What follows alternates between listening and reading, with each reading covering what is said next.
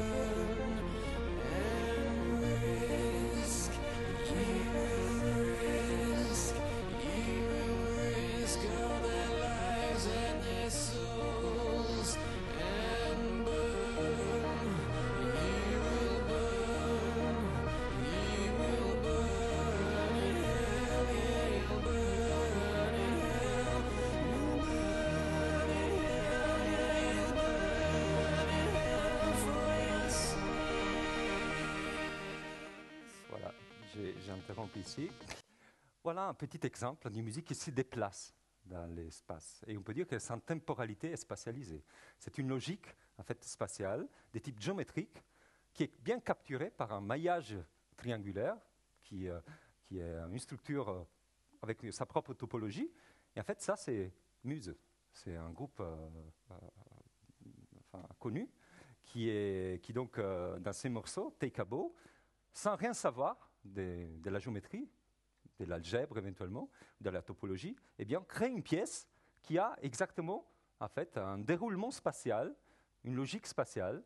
Donc, se déroule avec des moments où, je ne vous ai pas montré là, je vous ai montré la partie complètement algorithmique. Vous avez vu un enchaînement d'accords majeur, augmenté, mineur, majeur, augmenté, mineur, symétrique chaque fois, avec un procédé complètement algorithmique, mais il faut savoir que dans la pièce, en fait, la musique revient en arrière, parcourt d'autres parties de l'espace. Donc, il y a des petites ruptures de symétrie, mais n'empêche que voilà, on aboutit à l'accord final.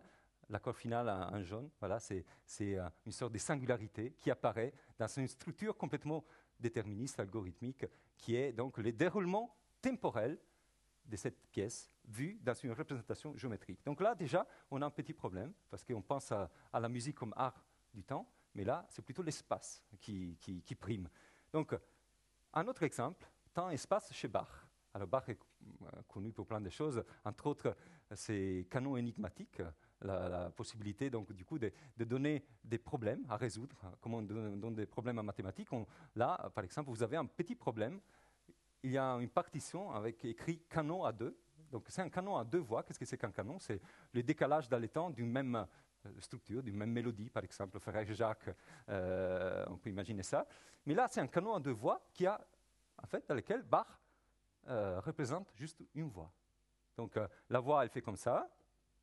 Alors, on va voir si on arrive à la jouer.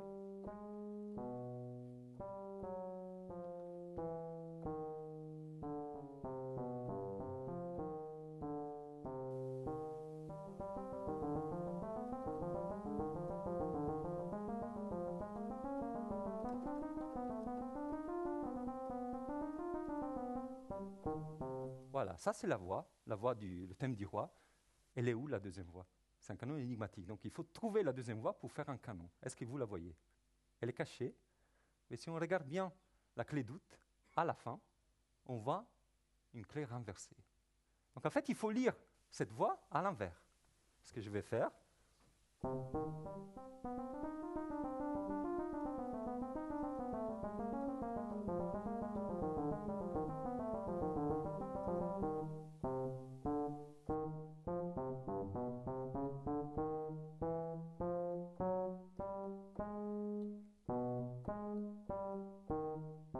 Voilà la deuxième voix. Et il faut superposer les deux voix pour avoir le canon. Donc le canon est la superposition d'une voix et de sa lecture à l'envers. Donc ça marche, vous superposez et vous avez en fait un canon dans lequel le début est égal à la fin. Le début, c'est la fin, mais avec ces petites opérations de torsion, parce qu'en fait, si vous regardez bien, entre le début ici et la fin, en fait, ce qui était en haut devient main gauche, main droite devient main gauche devient main droite. Donc imaginez un rectangle qui se colle, en fait, mais avec une petite torsion. Donc ça, vous savez qu'est-ce que ça veut dire? C'est un ruban de Möbius. Donc, Bach a inventé le ruban de Möbius. Voilà le scoop de cette soirée. Si vous ne croyez pas, il y a une jolie... Si vous ne me croyez pas, que c'est vraiment le ruban de Möbius, l'espace naturel où ces canons se déroulent. Il y a cette jolie animation de Just List qui est disponible sur le web. Donc je vous montre juste la petite construction pour vous montrer que...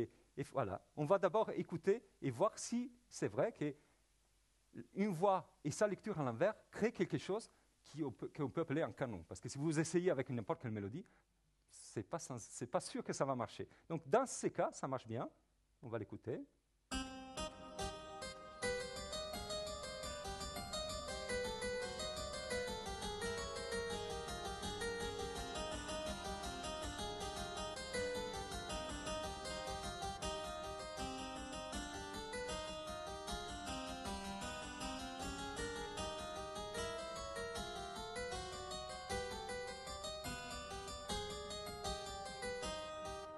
Donc ça marche, c'est bien un canon à deux voix, mais plus que ça, maintenant on peut s'amuser à les construire effectivement. Donc on prend ces rubans, on les coupe à moitié, on colle une partie avec la deuxième partie, on plie et on fait, au lieu de faire un cylindre, on fait cette petite torsion qui en fait nous fait voyager, la fourmi des chairs, sans passer d'un côté à l'autre du bord. Donc en fait, ce qui est intéressant ici, c'est qu'un canon, c'est un déploiement dans le temps de quelque chose. Mais là, c'est aussi un espace qui est créé. Et cet espace, en plus, eh bien, c'est un espace qui n'était pas connu par les mathématiciens de l'époque. Donc, quelque part, Bach anticipait l'existence de cet objet qui était, quelque part, capturé par un procédé compositionnel. Alors, c'est ça qui est extrêmement intéressant quand on travaille sur les rapports mathématiques-musique. Souvent, les musiciens, les théoriciens de la musique ont des intuitions avec leur propre logique qui ouvre des champs en mathématiques, et je montrerai un autre exemple tout à l'heure. Deux autres exemples très frappants. Juste pour terminer, temps-espace, on prend de la musique minimaliste, Steve Reich, vous connaissez peut-être cette pièce, Clapping Music, c'est une pièce pour deux clappeurs, très simple, ça tient dans une partition, et la spécificité, c'est que vous avez deux clappeurs, deux personnes qui clappent avec les mains, et en fait, l'idée, c'est qu'on met dans une structure circulaire les rythmes, les temps. Donc les temps deviennent circulaires, parce qu'en fait, il a une périodicité, et avec les points rouges, en fait, vous avez le pattern, qui est donc ta-ta-ta, ta-ta, ta-ta. Voilà les patterns joués par un musicien, et le deuxième, au début, c'est que les deux jouent ensemble. Après, qu'est-ce qui se passe? Après un certain nombre de répétitions du même pattern, donc la pièce commence à l'unisson, mais après, les premiers musiciens continuent à jouer la même chose, et les deuxièmes font une petite rotation du pattern rythmique, donc créer un autre pattern qui ressemble beaucoup au premier, mais qui est juste un petit shift au niveau des temporels. Donc ça fait ta-ta, ta-ta, ta, ta-ta, ta-ta, ta-ta, ta-ta. Voilà les vers, et ainsi de suite. Donc au bout d'un certain nombre de rotations, 12 précisément, eh bien, on arrive à la fin, où les musiciens sont encore à l'unisson. Ce qui est intéressant ici, c'est que le procédé est super simple, mais le résultat est imprévisible. Donc le résultat, en fait, la machine est complètement déterministe. Pourtant, à partir de ces simples procédés, il y a des choses qui émergent, il y a des silences qui émergent, des accents. Donc, juste un petit extrait pour voir un petit peu la complexité d'un procédé. Et donc, là aussi, ce qui m'intéresse, c'est de vous montrer, on est complètement dans les temps, dans les rythmes qui se déploient dans les temps, sous une espèce de canon, un canon rythmique avec un petit procédé des variations, mais compte tenu de la structure circulaire, eh bien, on est aussi dans un espace bien défini. Alors, on va juste écouter un petit extrait.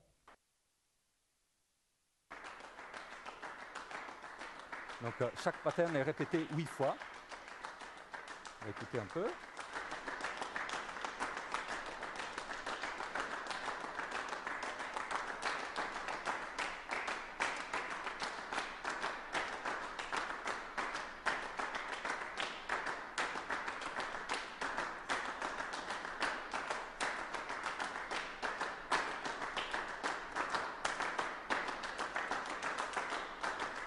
Voilà, vous avez compris le mécanisme et la structure très intéressante, je trouve, de ces petits procédés. Alors, ce que j'ai envie de dire, c'est que là, dans tous ces exemples, en fait, il y a quelque chose qui touche, je pense, vraiment aux profondeurs des relations mathématiques-musique. Donc, j'aime bien cette citation d'Alan Kohn qu'on a pu confronter à un créateur en musique contemporaine, c'est Pierre Boulez, lors des conférences Mathematics Competition in Music qu'on avait organisées à l'IRCAM en 2011.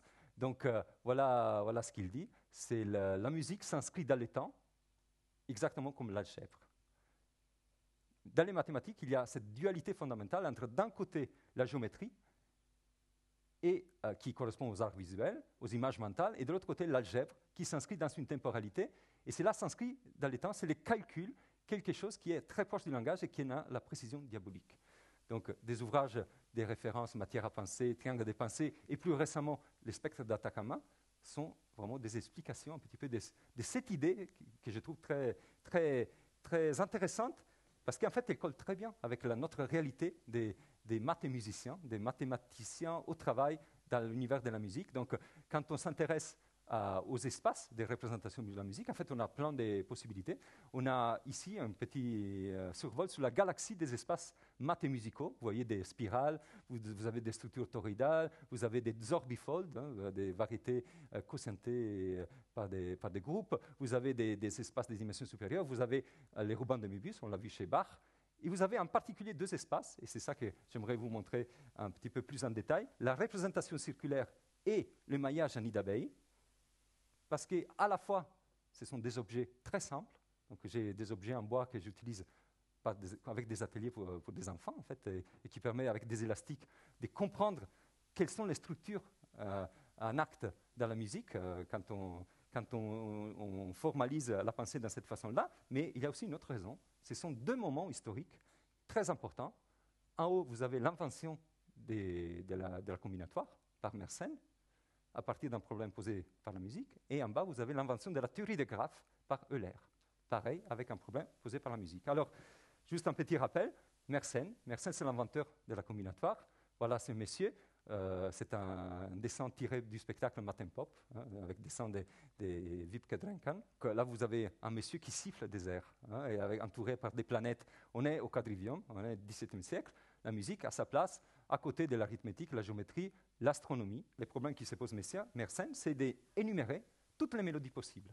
Donc, pour ce faire, il fait des calculs savants. Donc, il anticipe, en fait, Ars Conjectandi de Bernoulli, d'une bonne cinquantaine d'années, qui systématise les calculs de probabilité combinatoire, avec, donc, un problème musical. Combien de mélodies on peut faire quand on a 3, 4, 5, jusqu'à 22 objets, donc des notes. Là, vous avez les 24 mélodies avec 4 objets. Alors, avec 4 objets, on ne peut pas faire grand-chose, vous direz en musique. Eh bien, oui, on peut faire des bagatelles si on s'appelle Ligeti.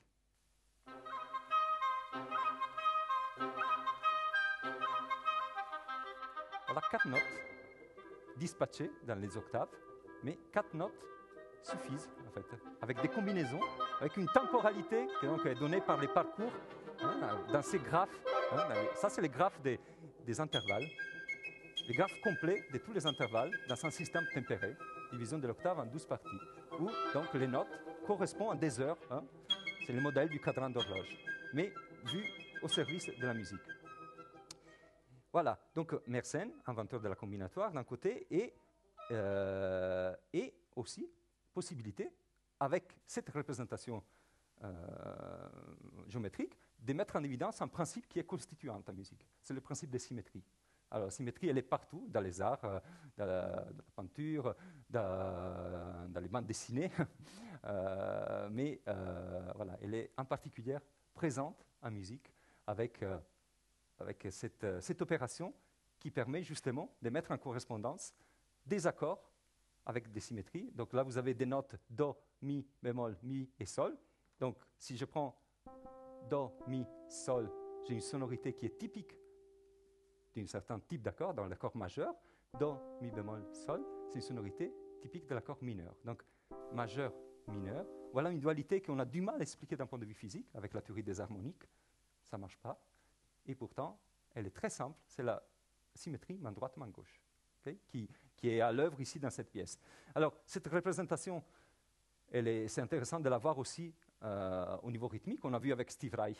Hein, mais en fait, il y a plein d'exemples. Les cinquillos, ta-ta, ta-ta, ta-ta, ta-ta. Les tresillos, 3/8, tan, tan. Voilà deux structures qu'on trouve dans les musiques de tradition afro-cubaine, avec des jolies symétries. Donc, les tresillos étant les complémentaires des cinquillos, et les deux étant la base du tango.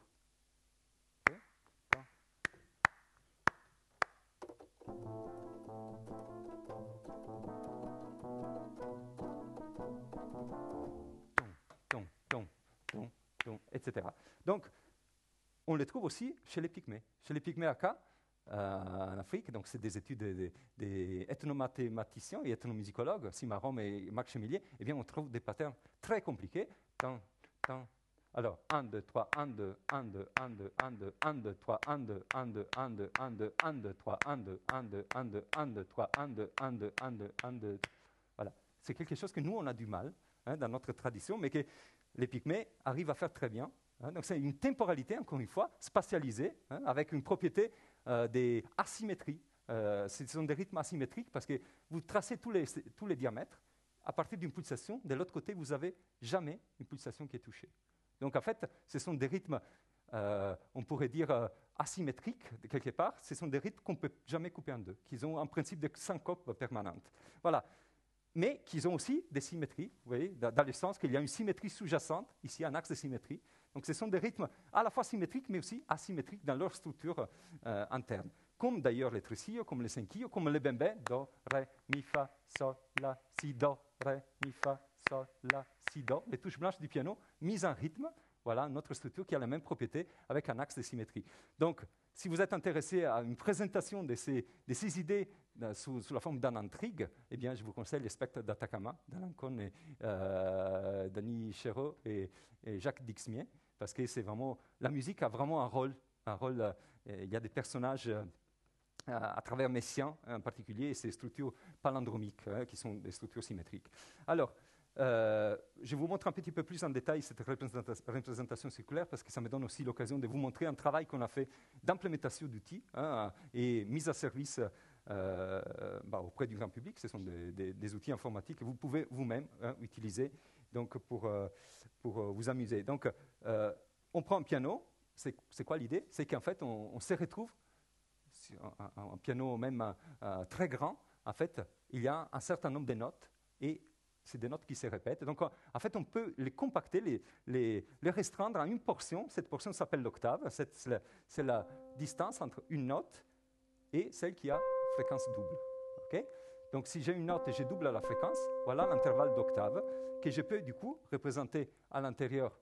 Là, on va le voir. Donc, associé d'abord à des nombres. Donc là, j'utilise en particulier l'alphabet anglais, parce que c'est utilisé dans les théories de la musique. Et donc, en fait, vous avez quoi? Vous avez un segment potentiellement infini, mais dans lequel, en fait, chaque 12 demi-tons, vous retombez sur la même note. Donc, do, do dièse, ré, ré, do, etc. Donc, en fait, si on dit on compacte modulo l'octave, eh bien, on a une droite infinie qui est limitée par un segment dont les premiers, donc le point de départ et le point d'arrivée, sont les mêmes. Donc, en fait, un segment avec un point de départ et un point d'arrivée qui est le même, c'est un cercle. Et donc, c'est là où on retrouve cette représentation. Donc, on va la voir avec, voilà, avec cet espace. Donc ici, maintenant, j'ai la possibilité de voir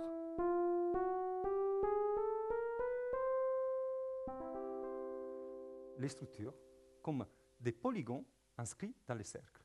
Donc là, voilà un accord majeur, Do majeur, un accord de Do dièse majeur, Ré majeur. Alors, quelle est la relation entre tous ces accords?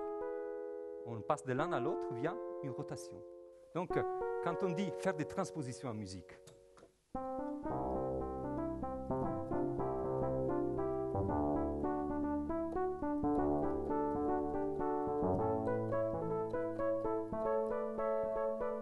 c'est toujours la même structure qui fait des rotations, le même type d'accord. Par contre, si je fais...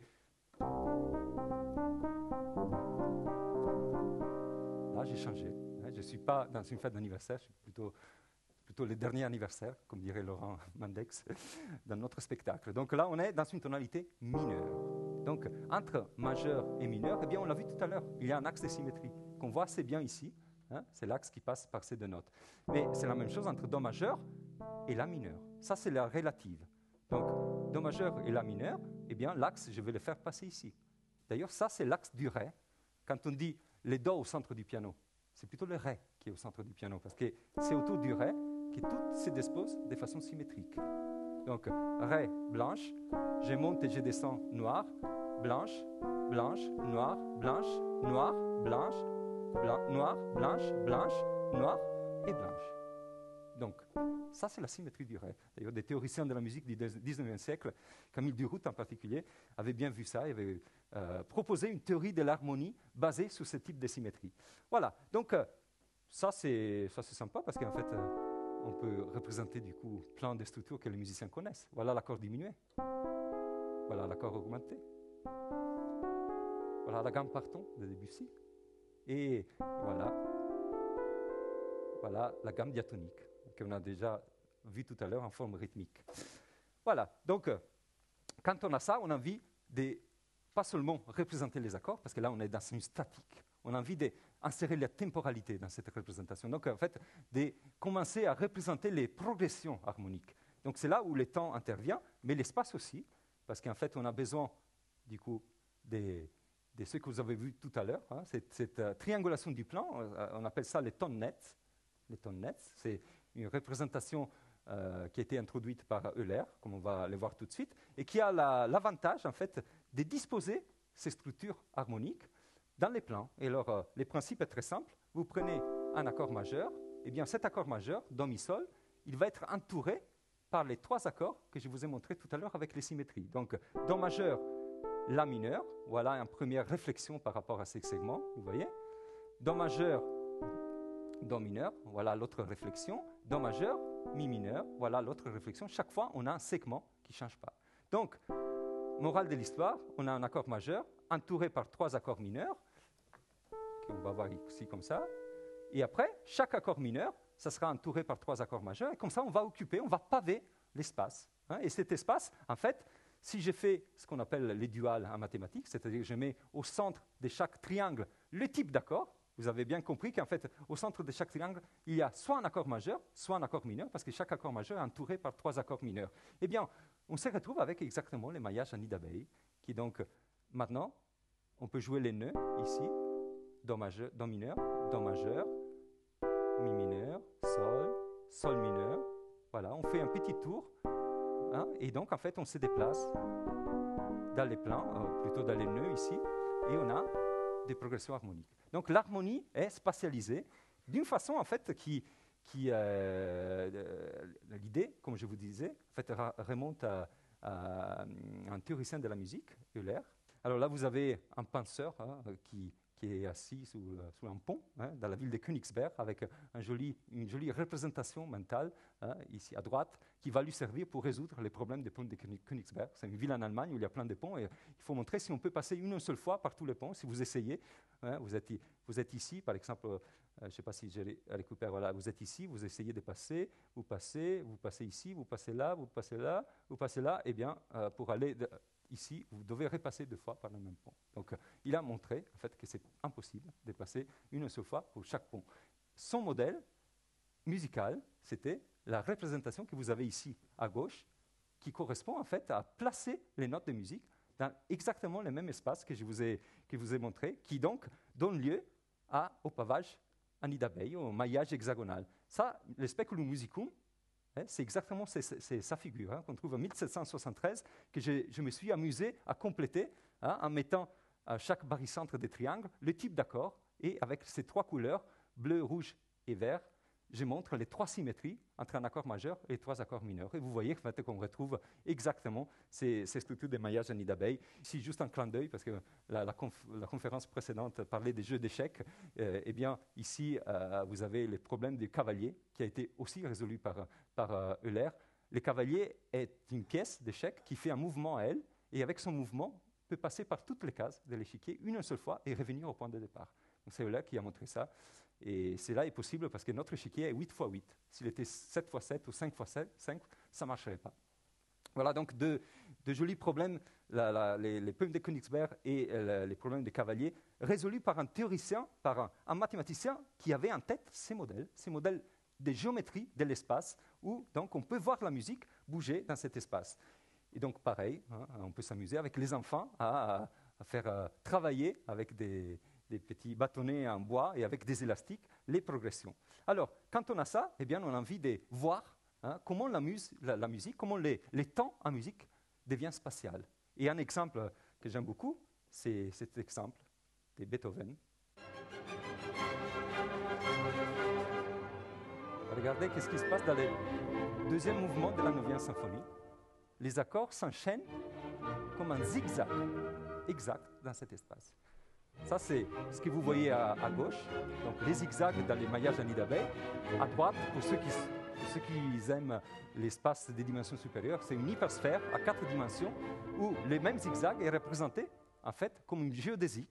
Donc, c'est un équateur en fait. Il faut imaginer la Terre avec un équateur. Eh bien, cette progression vit dans cette géodésique, dans cet espace. Là aussi, assez surprenant que la pensée musicale arrive quelque part à capturer des notions si profondes en mathématiques. Alors, on peut ensuite faire travailler cette machine à la fois temporelle et spatiale, pour créer des pièces. Là, c'est un travail avec Polo, un ancien musicien du groupe Satellite, auquel j'ai donné la même progression qu'on trouve chez Beethoven, mais lui à l'envers, pour voir si on pouvait faire une chanson. Alors, une chanson, c'est 3 ou 4 accords. Là, il y en a 24. Ce sont les 12 accords majeurs et les 12 accords mineurs. Donc, ça bouge beaucoup, mais grâce à la structure topologique de cet espace et au fait que les zigzags, lui à l'envers, restent en zigzag, vous n'avez pas l'impression que vous sautez l'espace, mais avec la perception, mais vous baladez un petit peu en croisière. Donc, on peut écouter, et je vais essayer d'accompagner un petit peu, juste pour vous montrer comment, encore une fois, les temps se spatialisent. Et là, c'est un exemple tiré d'une chanson, d'un style qui on ne dirait pas forcément, lié à ce type de calculs savants sous les nombres d'accords qu'on peut avoir. Mais les résultats vous montrent que cela est possible. Voilà, on va les suivre ensemble. Donc on est ici, Do majeur, et on monte. Plongé comme un enfant, cheveux au vent, sous l'océan, du blé en herbe. On se repose un petit peu, on souffle. On a déjà 1, 2, 3, 4, 5 accords. On continue. Marée d'épis, couleur d'amande qui tendent à caresser le ciel. Voilà. Rappelez-vous, on est dans une structure fermée. C'est la réduction modulo l'octave. Donc, quand on va en haut, on rentre par en bas. Donc, d'un point de vue topologique, c'est un tor. C'est une structure toroïdale, fermée. Donc, en fait, c'est de la géométrie toroïdale pour les mathématiciens qui sont présents dans la salle. Et on a juste déplié ces tors pour voir dans l'espace ce qui se passe. Voilà, on a modulé, on a continué. On arrive presque à la fin du premier cycle. Voilà, on est là. On a fait 24 accords, majeur et mineur, on recommence. Suivre le bord des continents dans l'océan du blé en herbe.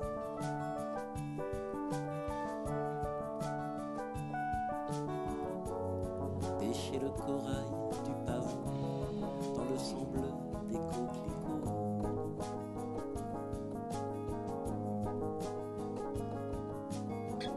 Croisé matin dans l'herbe folle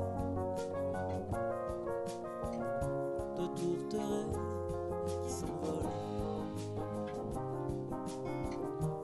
suivre les jeux des hirondelles sur le paysage éternel.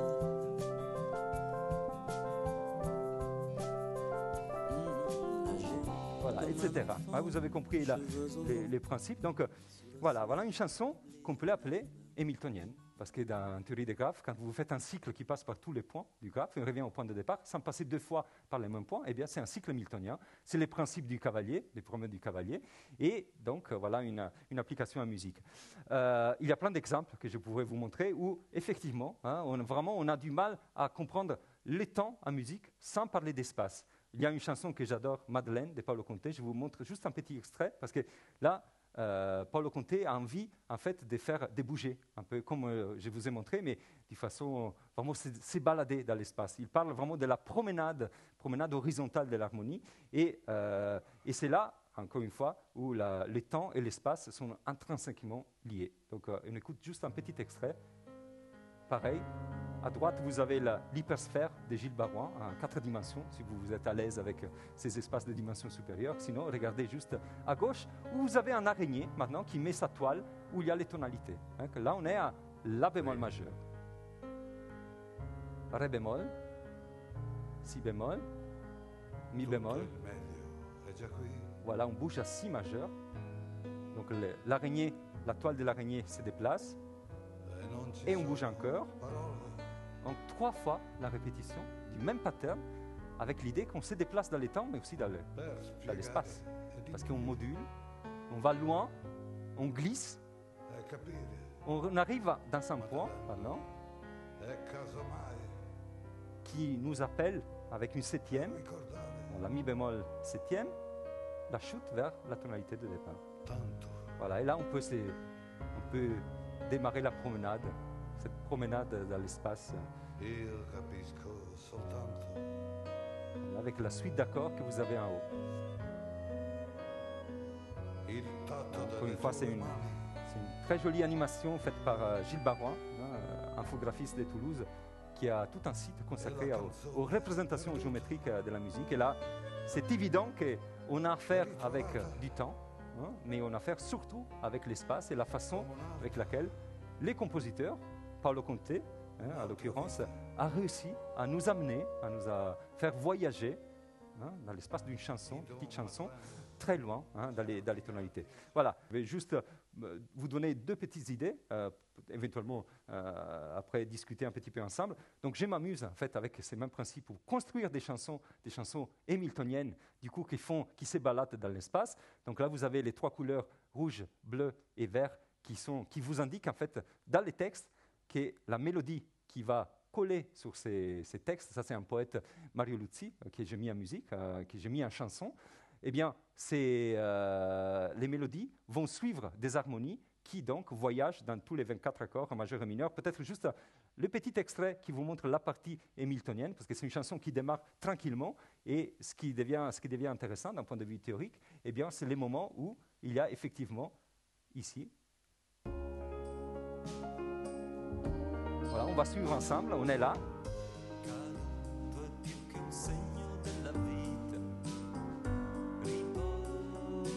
Pareil, on se repose un petit peu parce que c'est une promenade à travers toutes les tonalités, majeures et mineures. On s'arrête un petit peu et on continue.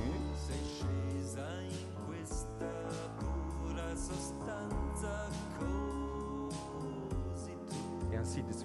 Que vous êtes ici, vous voyez, du bleu, du rouge, du vert. Donc chaque fois, imaginez une symétrie, main droite, main gauche, qui change les accords, qui nous amène toujours plus loin, jusqu'à quand on arrive au point de départ, voilà, qui est ici, donc la bémol majeur, et on a fait des cycles hamiltoniens complets. Voilà, donc voilà des exemples trouver dans des musiques qui existent, mais aussi fabriquer du coup pour faire en fait quelque chose qui est connu. Hein. Littérature, vous avez un courant, l'Oulipo, l'ouvroir des littératures potentielles, qui faisait ça en littérature. Donc, des contraintes au service de la littérature, 100 000 milliards de poèmes, plutôt que la vie, mode d'emploi, le château des destins croisés avec Italo Calvino, la disparition, Pérec, un roman qui n'utilise pas la lettre E, et la voyelle E. Et voilà, des tas d'exemples qui marchent bien en littérature. Et ce qu'on essaie de faire, en fait, c'est faire un peu la même chose en musique, avec donc l'UNUPO, l'ouvroir des musiques potentielles. On est quelques compositeurs ici, parmi lesquels il y a des compositeurs plus orientés musique savante. Moi, je m'intéresse plutôt à la chanson, à l'application de ces techniques dans les domaines de la chanson. Et on travaille aussi pas mal avec les collègues de l'UBAPO, donc l'ouvroir des bandes dessinées potentielles. Et là, il y aurait énormément de choses à dire, je pense, à propos du temps et la façon avec laquelle, même dans les bandes dessinées, si on pense à ce qui fait Étienne Lecroire, par exemple, eh bien, les bandes dessinées n'ont pas une chronologie fixe, temporelle. Les lectures peuvent être multiples, spatiales, du coup, et donc c'est là aussi où le temps rejoint l'espace. Et on a une expérience collective qu'on a fait pendant l'un des jeudis de l'Oulipo, que vous trouvez en ligne sur le site de la BNF, où donc on a confronté qu'est-ce que ça veut dire faire des musiques à partir des contraintes qui peuvent influencer des bandes dessinées qui, au retour, peuvent aussi nous permettre de créer de nouvelles musiques. Voilà. Donc je termine juste avec un mot sur les logiciels que vous avez vus. En fait, ces logiciels sont disponibles en ligne. Donc là, vous avez les sites sur lesquels vous pouvez les accéder. Ça a été développé par Corentin Guichawa dans le cadre du projet SMIR, Structural Music Information Research, que j'ai mené en fait, à l'Université de Strasbourg, avec une fellowship de l'Institut d'études avancées de l'Université de Strasbourg. Donc, il y a en ce moment une expo qui se déroule à Heidelberg, qui donc permet aux visiteurs, avec des écrans tactiles, avec leurs doigts, de voyager dans les tonalités. Et donc, je vous invite à visiter l'expo si vous pouvez. En tout cas, à accéder à la page web, donc à vous amuser et éventuellement, si on aura l'occasion de porter notre spectacle Matin Pop pas loin de chez vous, eh bien, je vous donne rendez-vous à une séance de Matin Pop. Merci beaucoup.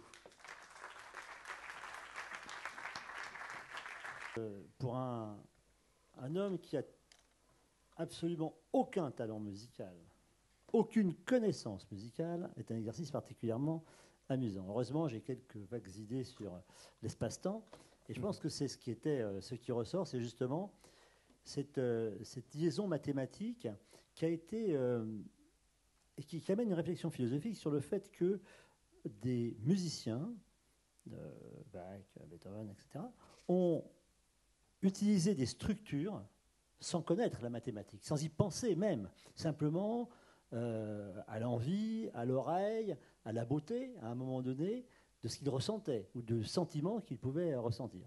Et voir que ces choses, ces créations, c'est pas gentil, mais ces créations qui émeuvent tout le monde, jeunes et vieux, je pense que ce sont quel que soit ce genre de musique, c'est des choses qu'on ne peut pas s'en séparer. Ce sont des choses qui sont constitutives de notre civilisation occidentale.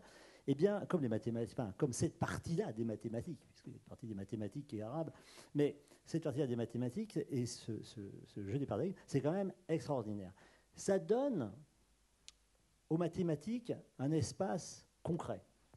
Alors que l'on considère toujours que les mathématiques, c'est quelque chose d'abstrait, je ne suis pas bon en maths, c'est trop abstrait, j'y comprends rien, etc. Là, et grâce à vous, on sent que les mathématiques sont inhérentes à la culture qui s'est développée dans notre civilisation occidentale.